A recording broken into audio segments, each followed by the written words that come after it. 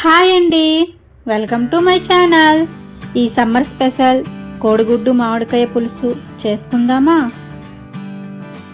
First అయితే ఎగ్స్ని ఉడికించుకుని ప్లేట్లో తీసుకొని ఒక నైఫ్తో ఇట్లా ఘాట్లు పెట్టండి. నేను చూపిస్తున్నాను కదా, అట్లా ఘాట్లు పెట్టి పక్కన పెట్టుకోండి.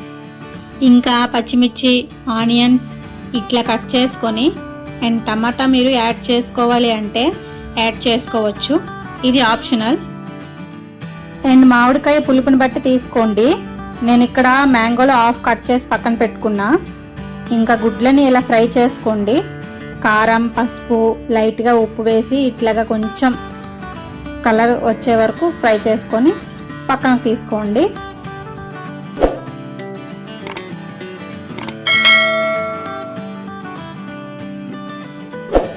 ఇప్పుడు మళ్ళీ అదే ప్యాన్లో కొంచెం ఆయిల్ వేసుకోండి. ఆయిల్ సరిపోదు కదా, ఆయిల్ వేసుకొని ఆనియన్స్, పచ్చిమిర్చి వేసి కలుపుకోండి.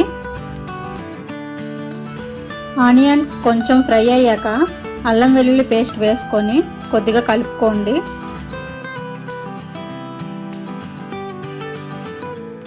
కొంచెం పచ్చివాసన పోయేంత వరకు ఫ్రై చేసుకోండి. కలుపుతూ ఉండండి, లేదంటే మాడిపోతుంది.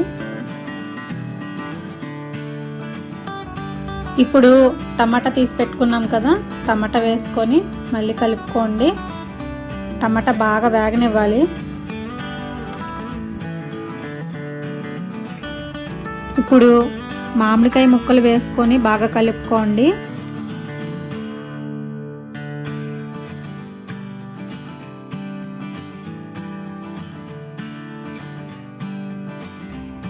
ఇట్లా మామిడికాయ, టమాటా మగ్గాక మసాలాస్ యాడ్ చేసుకుందాం. ఇప్పుడు 1 టీ స్పూన్ పసుపు యాడ్ చేసుకోండి. అలాగే 2 టేబుల్ స్పూన్ కారం అండ్ గరం మసాలా కూడా వేసుకోండి. ఇప్పుడు మొత్తం బాగా కలుపుకొని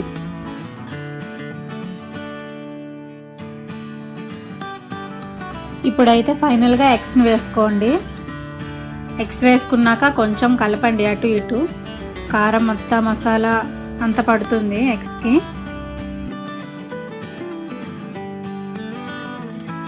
ఇప్పుడు ఎగ్స్ గ్రేవీ బాగా ఫ్రై అయ్యాక కర్రీ తగ్గట్టుగా వాటర్ వేసుకోండి. కర్రీ తగ్గట్టుగా వాటర్ వేసుకొని కొంచెం సాల్ట్ వేసుకోండి.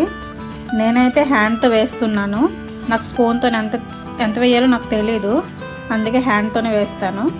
ఇప్పుడు బాగా కలుపుకోండి. బాగా కలుపుకొని ఇట్లా కలుపుకున్నాక మూత పెట్టేసేయండి, అది బాగా ఉడుకుతుంది. అనేది రెడీ అయిపోయినట్టేని. ఇంకా కోడిగుడ్డు మామిడికాయ పులుసు రెడీనండి. ఈ వీడియో కనుక మీకు నచ్చినట్లయితే please subscribe. Thanks for watching. Bye.